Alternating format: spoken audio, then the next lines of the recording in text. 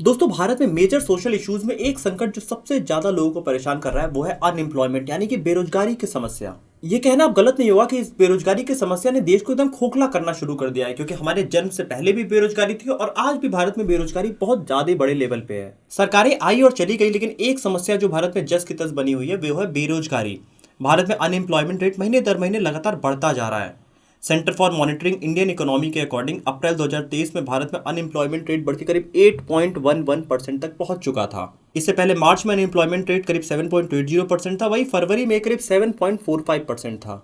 वहीं एक तरफ जहां भारत में अनएम्प्लॉयमेंट बढ़ रहा है, वहीं दूसरी तरफ भारत में डेवलपमेंट काफी तेजी से हो रहा है। भारत की जीडीपी लगातार बढ़ती हुई आपको दिख रही होगी इस समय। भारत वो देश है जहां 1947 के समय हमारे पास खाने की भी काफी ज्यादा कमी थी, लेकिन आज भारत सारे खाने की चीजें एक्सपोर्ट कर रहा है पूरी दुनिया में। भारत में यूनिकॉर्न कंपनीज की संख्या लगातार बढ़ती जा रही है, जो कि 110 से ज्यादा हो चुकी है अभी। लेकिन इतने सारे डेवलपमेंट के बीच भी भारत में जो अनएम्प्लॉयमेंट की समस्या है वो काफी ज्यादा है, और जहां भारत में लिटरेसी करीब 77.7% है, उस समय भी हम इतनी ज्यादा बेरोजगारी क्यों देखते आ रहे हैं भारत में।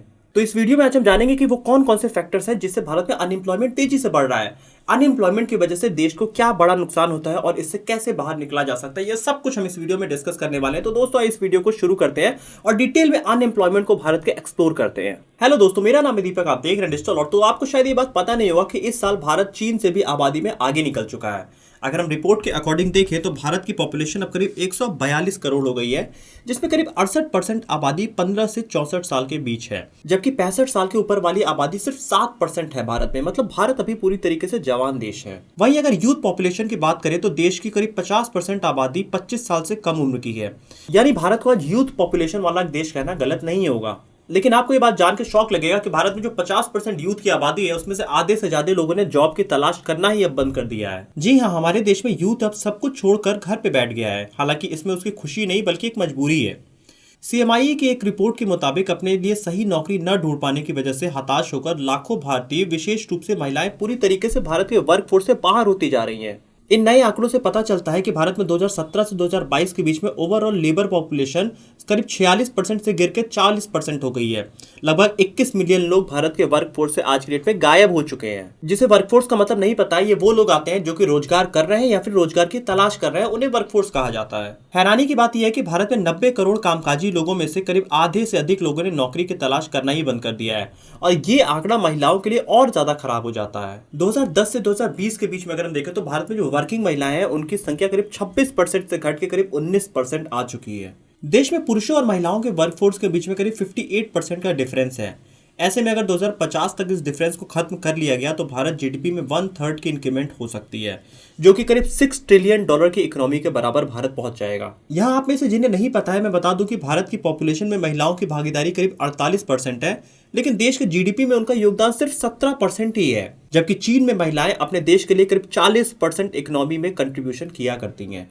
तो हम 17% कर रहे हैं और चीन करीब 40% कर रहा है महिलाओं का योगदान अपने जीडीपी में। आप में से बहुत लोग सोच रहे होंगे कि काम पुरुष करे या महिलाएं करे, इकोनॉमी में तो वही कंट्रीब्यूशन हो रहा है, लेकिन दोस्तों काफी बड़ा फर्क पड़ता है इसका। जब किसी 5 सदस्य वाले परिवार में कोई पुरुष नौकरी करता है तो उसे अपने साथ साथ परिवार के 4 और लोगों का पेट भरना पड़ता है, जिससे उस पुरुष पर खर्चे का बोझ बढ़ता है। लेकिन अगर घर में एक महिला भी काम करे तो नौकरी जब करने से ज्यादा पैसा घर में आएगा और ओवरऑल उस फैमिली का डेवलपमेंट ज्यादा होता है। एग्जाम्पल अगर हम समझे तो मान लो किसी एक घर में एक आदमी करीब 20,000 रुपए कमाता है, उस घर में 4 लोग रहते हैं, तो उसका जो पूरा मंथली इनकम होगा वो 20,000 में से 4 लोग में डिवाइड हो जाएगा 5-5 हजार।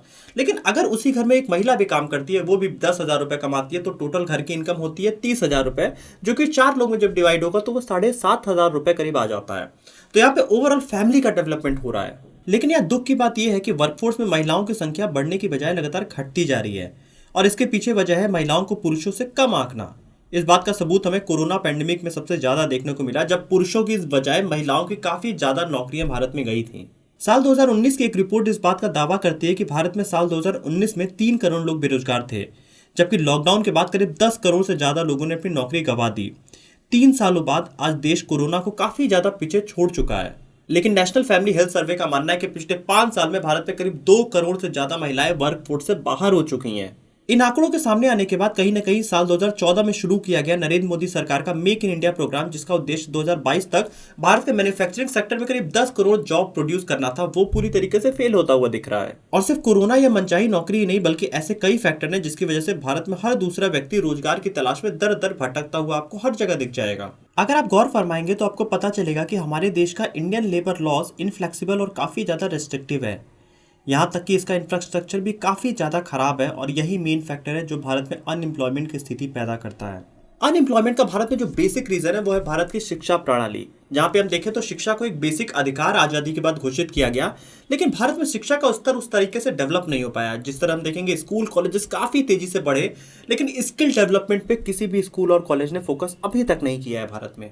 ये कहना गलत नहीं होगा कि हमारा education system practical based task से ज़्यादा क्वालिटी, नॉलेज और रिटन एग्जामिनेशन पर ज़्यादा फोकस करता है। और जब ग्रेजुएशन पूरा हो जाता है तो इंटरव्यू के समय बच्चों में स्किल्स और कॉन्फिडेंस से काफ़ी ज़्यादा कमी देखने को मिलती है। दिन प्रतिदिन पॉपुलेशन में होने वाली ग्रोथ के कारण भी पर कैपिटा एम्प्लॉयमेंट की गारंटी देना हमारे सरकार के कंट्रोल में नहीं है। पॉपुलेशन ग्रोथ से खेती पर काफ़ी ज़्यादा बोझ पड़ता जा रहा है, साथ ही कृषि क्षेत्र में भी लो productivity, defective economic planning, capital की कमी जैसे कई मेन फैक्टर्स हैं जो कि देश की बेरोजगारी के लिए काफ़ी बड़े जिम्मेदार हैं।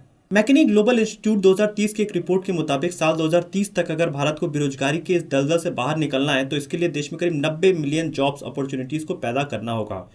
और जैसा भारत की आज की स्थिति है उस हिसाब से 90 मिलियन जॉब पैदा करना काफ़ी ज़्यादा नामुमकिन सी बात हो जाती है।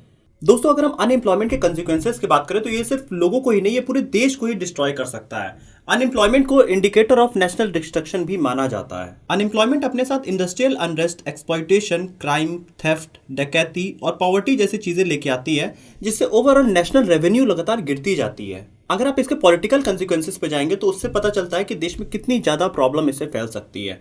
अगर आप यहाँ देखें तो जब देश में बेरोजगारी होती है तो समाज में अशांति की स्थिति बनी रहती है। लोगों के दिलो दिमाग में सरकार के प्रति आक्रोश रहता है, और ऐसे समय में सरकार स्टेबल भी नहीं रह पाती है बहुत लॉन्ग टर्म। आज स्टूडेंट्स में जो इंडिसिप्लिन देखने को मिलता है उसके पीछे भी रीजन अनएम्प्लॉयमेंट ही है, क्योंकि फैमिली प्रेशर की वजह से बच्चे पढ़ाई तो कर लेते हैं, लेकिन उनके माइंड में एक डर जरूर रहता है कि देश की जो ऐसी स्थिति है अनएम्प्लॉयमेंट की, उससे मुझे नौकरी मिलेगी या नहीं मिलेगी। अब चाहे कोई बच्चा इंजीनियरिंग की भी पढ़ाई पूरी कर ले, लेकिन उसे ये नहीं पता है कि उसको जॉब मिलेगी या नहीं मिलेगी। दोस्तों, अनएम्प्लॉयमेंट चाइल्ड क्राइम को भी बढ़ाती है। बेरोजगारी के कारण आज पेरेंट्स अपने बच्चों को प्रॉपर एजुकेशन भी नहीं दे पाते हैं। परिवार की जरूरतों को पूरा करने के लिए बहुत सारे बच्चों को छोटी उम्र में ही काम पे लगा दिया जाता है, जिस वजह से उनकी शिक्षा पूरी नहीं हो पाती है और वो गंदी चीजों के भी शिकार हो जाया करते हैं। पैसे कमाने की जरूरत उनके बचपन को खा जाती है और कई बार बच्चे गलत संगति में पड़ के बाल अपराधी बन जाते हैं। अगर ध्यान दिया जाए तो गरीबी और बेरोजगारी दोनों एक रिलेटिव चीजें हैं। जहां पे गरीबी होगी वहां पे बेरोजगारी आ ही जाएगी। जिस देश में बहुत ज्यादा अनएम्प्लॉयमेंट है वो देश गरीब जरूर रहता ही रहता है। दोस्तों, मैं आपको बता दूं कि भारत में हमेशा से ही गरीबी और बेरोजगारी नहीं रही है। एक समय में भारत दुनिया की सोने की चिड़िया कहलाया करती थी, लेकिन उसके बाद ब्रिटिशर्स भारत आते हैं और उन्होंने भारत को लूटना शुरू कर दिया। ये कहना गलत नहीं होगा कि ब्रिटिश शासन के दौरान ही भारत की अर्थव्यवस्था में बदलाव के साथ बेरोजगारी की शुरुआत हुई। जैसे जैसे इंडस्ट्रियलाइजेशन की शुरुआत हुई, लोगों के छोटे उद्योग बंद होते गए, जिस वजह से लोगों को शहर की तरफ पलायन करना शुरू करना पड़ा। वहीं कृषि में मैकेनिकल डिवाइसेस के इस्तेमाल से एग्रीकल्चर वर्कर्स के लिए एम्प्लॉयमेंट के अवसर कम हो गए, और ऐसे में ये लोग भी गांव छोड़कर शहरों की तरफ भागने लगे। लेकिन ना उस समय शहरों में इतनी ज्यादा जॉब्स अवेलेबल थी जितनी पॉपुलेशन थी, और आज जितनी ज्यादा पॉपुलेशन है शहरों में उतनी जॉब्स आज भी नहीं अवेलेबल है, जिस वजह से शहरों में आने वाले प्रत्येक व्यक्ति को रोजगार मिल पाना पॉसिबल नहीं हो पाता है। साथ ही हमारी शिक्षा व्यवस्था में भी इतने दोष हैं कि पढ़ा लिखा व्यक्ति नौकरी नहीं मिलने पर कोई छोटा मोटा काम करना अपनी शान शौकत के हमेशा खिलाफ देखा करता है, जिस वजह से वो छोटे जॉब्स जाके नहीं करता है। इससे उन लोगों की संख्या में इंक्रीमेंट होती है जिनके पास कोई काम करने के लिए एसेंशियल क्वालिफिकेशन तो है और वे काम करना भी चाहते हैं, लेकिन उनके पास आजीविका का कोई भी साधन नहीं हुआ करता है। दोस्तों, अनएम्प्लॉयमेंट लोगों को मेंटल स्ट्रेस देता है, जिस वजह से उनका नैतिक पतन होता जाता है। उनके परिवार को काफी ज्यादा मुश्किलों का सामना करना पड़ता है, और इसके लिए कई बार लोग लॉ के खिलाफ भी चले जाते हैं और गलत काम करना भी शुरू कर देते हैं, जिस वजह से अनएम्प्लॉयमेंट का रास्ता खोजना बहुत ज्यादा जरूरी हो गया है। अब सवाल ये उठता है कि अनएम्प्लॉयमेंट का सोल्यूशन ढूंढा कैसे जाए, क्या तरीका है कि भारत अनएम्प्लॉयमेंट के इस प्रॉब्लम से बाहर निकल सकता है। तो इसका सवाल का जवाब आपको कतर देगा। जी हाँ, कतर जो एक समय गरीबी की मार झेल रहा था, उसके पास खाने तक को पैसे नहीं थे, और आज यहाँ हर तीसरा आदमी करोड़पति है, और तो और वो सालाना 94 लाख रुपए तक कमाते हैं। कतर पर कैपिटा इनकम के मामले में दुनिया में 5वें नंबर पे आया करता है। 26 लाख की आबादी वाले इस देश में बेरोजगारी 0.1% है, जिसका अंदाजा लगाया जा सकता है कि इस देश में कोई भी इंसान गरीबी रेखा की श्रेणी में नहीं आता है। दोस्तों, आप में से बहुत लोग सोच रहे होंगे कि कतर ने तेल और गैस बेच के काफी सारा पैसा कमाया है, जिस वजह से वहां पे गरीबी खत्म हुई है। अगर आपको ऐसा लगता है तो यकीनन आप गलत हैं, क्योंकि कोई भी देश सिर्फ तेल और गैस बेच के इतना अमीर नहीं हो सकता है। कतर ने बड़ी बड़ी कंपनियों में पैसे इन्वेस्ट किए हैं। दुनिया के सबसे बड़े होटल्स, बड़े एयरपोर्ट्स, दुनिया की ऊंची ऊंची इमारतों को उन्होंने अपने यहाँ बनवाया है ताकि कतर में टूरिज्म को बढ़ावा मिल सके। और इन सब चीज़ों में जो पैसा आता है उसे कतर यहाँ के सिटीजन्स के ऊपर खर्च करता है। कतर अपने सिटीजन्स को free medical facility, free education दिया करता है। इसके साथ ही वो लोगों को ट्रेनिंग देता है कि अगर आप अनएम्प्लॉयड हैं तो आप उस सिचुएशन से बाहर कैसे आ सकते हैं, आप नई जॉब की तलाश कैसे कर सकते हैं। इसके अलावा कतर ने अपने यहाँ बेरोजगारी को दूर करने के लिए नो टैक्स पॉलिसी भी लागू की है, जिससे यहाँ के नागरिक हर तरह के टैक्स से मुक्त हो गए हैं। अब यहाँ आप में से ज्यादातर लोग सोच रहे होंगे कि नो टैक्स पॉलिसी से बेरोजगारी कैसे खत्म हो सकती है। तो आपको बता दें कि नो टैक्स पॉलिसी को देखकर दुनिया की बड़ी बड़ी कंपनियां व्यापार करने के उद्देश्य से कतर में आने लगी, जिससे यहाँ के नागरिकों को कई सारे रोजगार के अवसर पैदा हो गए। और इसी वजह से धीरे धीरे कतर की अर्थव्यवस्था लगातार बढ़ती गई। और उस वजह से आप देखेंगे कि तो आज सिंगापुर के बाद सबसे ज्यादा करोड़पति आपको कतर में ही देखने को मिलेंगे। तो अभी तक तो आप समझ गए होंगे कि देश को बेरोजगारी से निकलने के लिए क्या क्या चीजें करना चाहिए, लेकिन उससे भी सबसे ज्यादा इंपॉर्टेंट है कि भारत को अपने पॉपुलेशन पे कंट्रोल करना सबसे पहले जरूरी है। देश में जिस रेशियो से एम्प्लॉयमेंट के साधन बढ़ते हैं उससे कई ज्यादा गुना रेशियो में पॉपुलेशन की ग्रोथ देखी जाती है, इसलिए इस पर रोक लगाना सबसे ज्यादा जरूरी हो गया है। अगर देखा जाए तो पॉपुलेशन आपको सिर्फ एक रीजन लगेगा, लेकिन ये सबसे बड़ा रीजन है जिसके अंदर बहुत सारे छोटे छोटे रीजंस आ जाते हैं यहाँ पे पॉवर्टी के। अगर रोजगार नहीं मिलेगा तो पैसे नहीं आएंगे, पैसे नहीं आएंगे तो गरीबी बढ़ेगी, गरीबी बढ़ेगी तो रहन सहन के स्तर में गिरावट आएगी, और जब रहन सहन के स्तर में गिरावट आएगी तो लोग अस्वच्छता की तरफ बढ़ेंगे, और इस अस्वच्छता की वजह से लोगों में अलग अलग बीमारियां पैदा होती है। और जब पॉपुलेशन ज्यादा होगी तो वो ज्यादा लोगों में स्प्रेड होता जाता है। अब तक तो सिर्फ शरीर ही अनहेल्दी था, लेकिन अब व्यक्ति मेंटली भी अनहेल्दी होने लगेगा, और जब व्यक्ति मेंटली अस्वस्थ होगा तो उसके मन में गंदे विचार आएंगे, और जैसे जैसे मन में गंदे विचार आएंगे चोरी, डकैती, रेप, हत्या, देशद्रोह और आतंकवाद जैसी चीजों के अपराध काफी तेजी से देश में बढ़ेंगे, और ये सिचुएशन लगातार बढ़ती जाएगी। इसीलिए सबसे पहला जरूरी जो कदम देश को होना चाहिए वो अपने पॉपुलेशन पे कंट्रोल करना चाहिए। अगर आप देखें कि हमने जितनी भी केस स्टडीज अलग अलग कंट्रीज पे बनाई हुई है, उनमें आप जाके देखेंगे तो कंट्रीज जो भी सक्सेसफुल हुई है उन्होंने अपने पॉपुलेशन पे काफी ज्यादा कंट्रोल किया है। अगर आप देखें तो इंदिरा गांधी के टाइम में भी भारत में एक बार पॉपुलेशन को कंट्रोल करने की कोशिश की गई थी, जहां पे नसबंदी लोगों को कराई गई थी, लेकिन वो तरीका ही नहीं सही था, जिस वजह से पॉपुलेशन पे कंट्रोल नहीं हो पाया।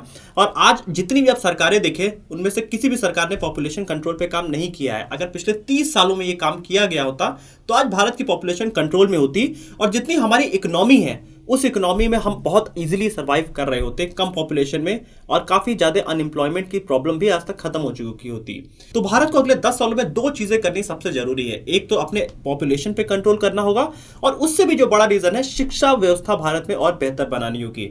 जहां पे जो हमारी इकोनॉमी है आप देखेंगे फिनलैंड से सीख के, जैसा कि हमने फिनलैंड के वीडियो में बात किया था कि वहां का एजुकेशन सिस्टम ऐसा है कि बच्चों में स्किल्स डेवलप किए जाते हैं ताकि वो जॉब खुद से क्रिएट कर रहे हैं। लेकिन जो इंडिया का एजुकेशन सिस्टम है वो पूरी तरीके से रटने पे आधारित है। आप देखेंगे कि जितने भी भारत के एग्जाम्स होते हैं, यूपीएससी, जेई, इन सब एग्जाम्स में आप याद करिए चीजों को, और वहां पे जाके आपको एग्जाम देना होता है जिसमें काफी कम सीटें होती हैं।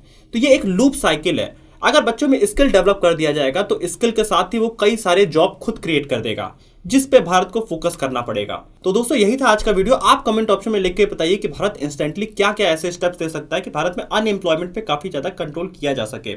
कमेंट ऑप्शन में जरूर लिख के बताइएगा। अगर आप भी अनएम्प्लॉयड हैं और आप इनमें से कोई भी रीजन देखते हैं अपने साथ, तो आप जरूर वीडियो को लाइक करिएगा, चैनल को सब्सक्राइब करिएगा और बेल आइकन में प्रेस करिएगा।